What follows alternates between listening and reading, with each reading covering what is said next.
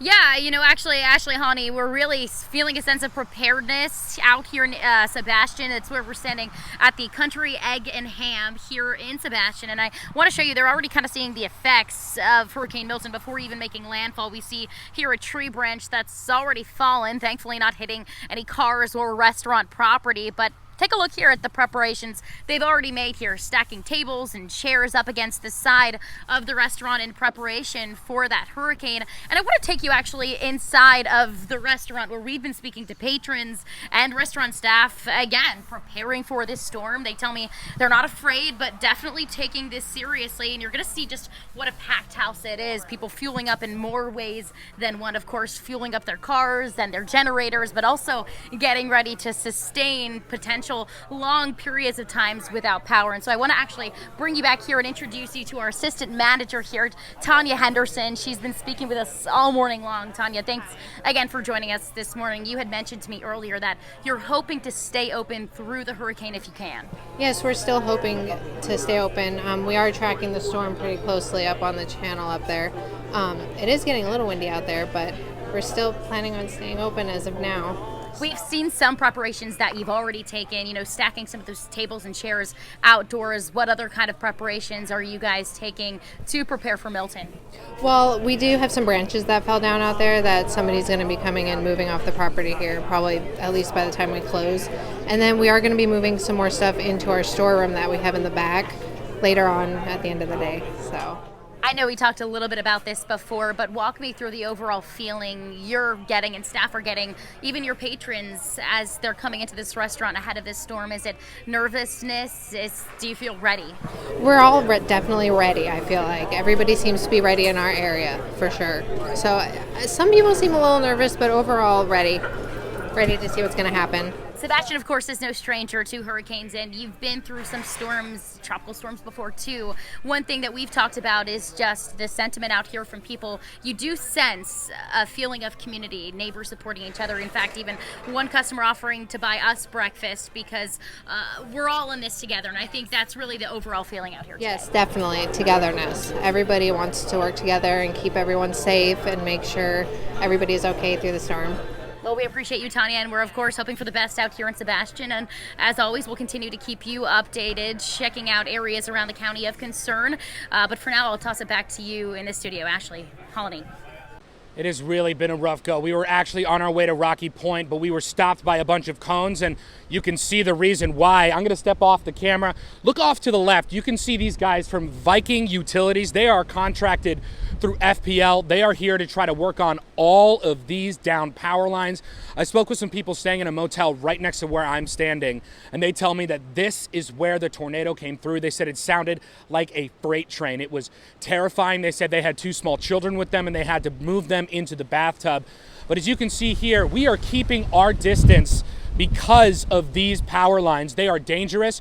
Before you took our live shot, actually, if my photographer can zoom in on this camera that I have on this tree that I have a flashlight on, you see how the wind is bending it. Well, the wind bent it and it hit that power line. And if you're anywhere near where I'm at right now, you must have seen a huge green flash. It was huge, it was loud, and it was quite frightening.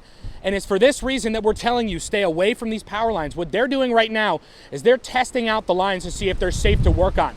But they tell me that they're not going to be able to do any work on these lines until tomorrow because of these high winds. But what they're doing right now is they're testing the lines to make sure that they are not live, so that when they do eventually have the crews come in here to fix them, they can do so as safely as possible. Remember, these are professionals. They are in here because they know what they're doing. You cannot go near these power lines because of what I was just telling you about how they really can still be live and incredibly dangerous. Well, as the sun rises here in Port Salerno, we're finally able to see the extent of the damage. Just take a look at where I'm standing. This lawn is riddled with the concrete parts of the roofs of many of the homes in this area. You can see just how serious the damage is. Take a look at this home over here. We're told by the people living here that the woman who lives here had 3 cats that she has not been able to find, and we're told that deputies had to actually remove her from the home at some cost because she was so attached to her pet family that she didn't want to leave them. Now we're also seeing people come out and start to assess the damage, and we did get a chance to speak with one person about his experience during that tornado. Take a look at what he told us. Just like we're all thinking, it's going to be a tropical storm, it's going to be, all these houses withstand that in their sleep, and then all of a sudden this whole area explodes. We're watching the weather to keep an eye on things, and it's tornado warning, tornado warning, tornado warning. Now, officials are telling us that they still want people in the areas like these with a lot of damage to stay off the roads, to give first responders and other emergency workers the time to get out here and do their job efficiently. You don't need to go sightseeing right now. Just let the professionals do their job.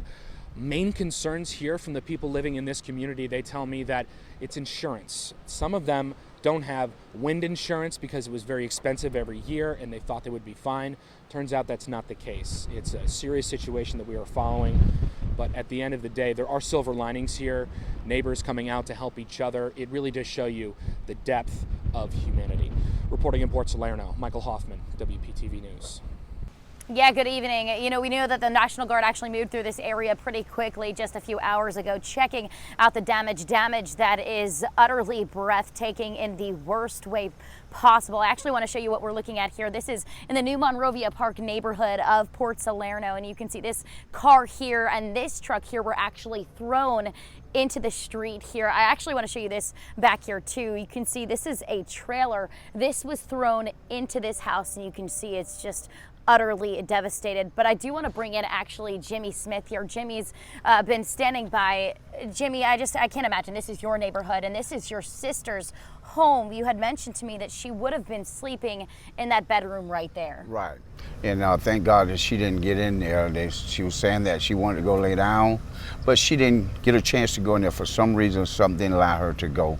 And what would have happened? She'd have been trapped in that situation if she would have went and laid down. And Jimmy, I want to walk with you this way. You know, we really have sort of checked out the damage here. This is really, you have a lot of family members in this neighborhood and on this street. You've talked to them. We spoke to your sister just a few minutes ago on the phone. How are they feeling? Oh, they're feeling devastated right now. They're just confused. They're thankful that they're alive and well, but even though their life is set back, but they're faith believers. They know that they are blessed. You know that all this stuff can be replaced, but it just takes a little time. And just reaching out for help, anybody out there that. And Jimmy, that was really an amazing thing that I think I noticed speaking to your sister after losing her entire home. She was still so positive and so thankful. I do want to point out this house too. You said this is your aunt's house, and there is some devastation as well. Several trees down, as even a boat in the yard. Right. This house is my sister. This house is my auntie. Jeanette Johnson, and as I understand, I come to this house after the storm. Her daughter was sitting in the stairwells, was thinking about going upstairs, and she said decided not to go, and thank God she didn't, because it took off to second level, and the house was full of the kids and the family, and everybody came out pretty safe. So I was able to talk to my auntie, and she's just, you know, just thankful. She's a pastor around the corner there. And so with that, they're just trusting God that they can rebuild one day, you know. Jimmy, we are so thankful that you and your family are okay. We can't begin to comprehend that scary ordeal nor the devastation you're all dealing with in the aftermath, but we'll continue to support you in the community. I know that you've been doing a lot of food giveaways, and we're going to continue to bring you that coverage too, to let you know how you can wrap your arms around this community that, like so many others in South Florida, has been deeply affected. But I want to toss it back to you in the studio. We're live here in Stuart. Kate Hussey for Fox 29. We can continue our coverage tonight of the deadly and devastating tornadoes that ripped across our area, creating so much havoc and destruction. And tonight I join you from the New Monrovia Park community of Port Salerno in Martin County, where residents are staying unbelievably positive despite utter destruction. I'm actually standing in front of Diana Dotson's home, and you can actually see her car here is just a mangled mess. A tornado actually picked this up and threw it in the street. This trailer here floor was thrown into her bedroom, which you can see here is just completely gone. And you can also see crews have come together today to help her begin to clean up, towing the trailer away and picking up debris.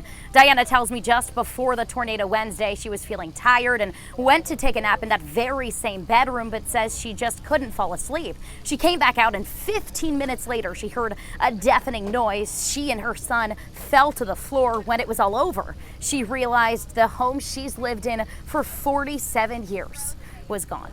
Brings tears to my eyes, but it's tears of joy because I'm here. I'm alive. Yes, I lost a lot, but I'm glad I wasn't in that bedroom to be trapped, because I know if I was going to sure enough die. Yeah, one of those is going to be stuff. But I am so thankful. So thankful. I was going to try to layer it a little bit. That he spared my life.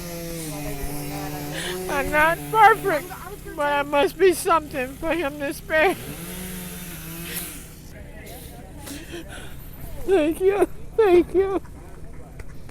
When I talk about it, this is what happened, but it's tears of joy. Thank you, thank you. Tears of joy because she's alive. A show of such resilience, such positivity, despite losing everything. And she's one of just so many that have now begun to rebuild. WPTV was there as person after person showed up at this Martin County distribution center to get water and tarps. Dozens of our own community members now searching for help in time of need. And as for Diana, she will live with family members until she figures out what to do next and where to go next. Yeah, Megan, I'm actually over in the New Monrovia Park neighborhood, not far from where you're standing. And as you mentioned, I've spoken to dozens of residents just grateful to be alive. I want to show you this. This is what's left of Jeanette Johnson's home. You can see her windows are blown out entirely, parts of her roof ripped off. And if you'll walk with me this way, you'll see most of her second floor is just completely gone. Jeanette telling me that seconds before this tornado ripped through, her grandson was on that second floor in that room that you're seeing right there. Now, Jeanette earlier today walked me through the wreckage and told me at the time of this tornado, she was sitting on the stairs. Her 6 grandchildren were playing inside the house when they heard this deafening noise. Jeanette says they barely had time to react. She huddled in the stairwell with her hands on her head. Her grandchildren that is, huddled and clung to each other in a ball on the kitchen floor, waiting for this to end, watching in horror as the tornado ripped the roof over their heads off, shattering glass around them, knowing had this come just seconds earlier, her grandson would not be alive today. He didn't know which way to go, and his brothers was calling him and said, come over here, and they was calling me, Grandma. But I couldn't move at the time. The dog was there behind me, and when I look at it, I'm just grateful. That's, and I just, I just give God praise for it, and I'm just so grateful that He spared our lives. Jeanette says her grandchildren are shaken but physically okay. She's now waiting on direction from the insurance adjuster as to where to go and what to do next. But she and all of her neighbors have stayed incredibly positive and resilient through this. You can actually see what's left hanging on the bathroom wall of the second floor is a sign that reads faith. And Johnson, a pastor in this community just so rooted in faith, tells me she's clinging to that sign. She's clinging to her faith and her hope to get her through. We're live tonight from New Monrovia Park. I'm Kate Hussey, WPTV News.